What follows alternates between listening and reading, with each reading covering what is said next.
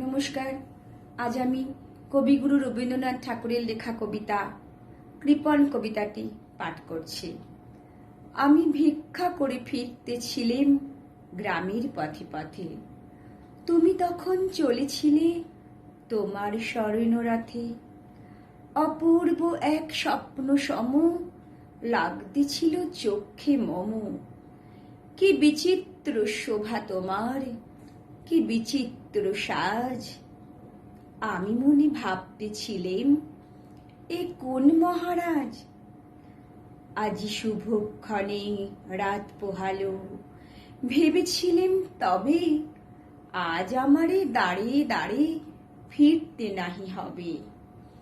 বাহির হতে নাহি হতে কাহার দেখা পেলেম পথে। চলিতে রথ ধনধান্য ছড়াবে দুই ধারে।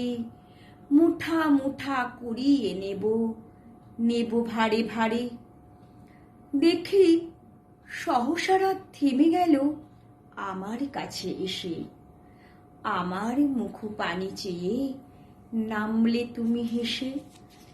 দেখে মুখের প্রসন্নতা জুড়িয়ে গেল সকল ব্যথা। হেনকালে কিসের লাগি তুমি অকস্মাৎ আমায় কিছু দাও গো বলে বাড়িয়ে দিলে হাত। মরি, এ কি কথা রাজা ধীরাজ, আমায় দাও গো কিছু। শুনে ক্ষণকালের তরে রইনু মাথা নিচু।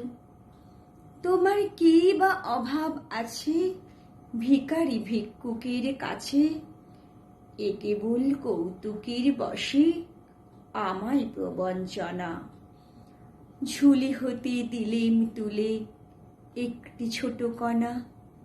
যবে পাত্রখানি ঘরে এনে উজাড় করি, এ কি ভিক্ষা মাঝে একটি ছোট সোনার কণা দেখি। দিলেম যা রাজ ভিখারিরে, স্বর্ণ হয়ে এলো ফিরে। তখন কাঁদি চোখের জলে দুটি নয়ন ভরে। তোমায় কেন দিইনি আমার সকল শূন্য করে। নমস্কার।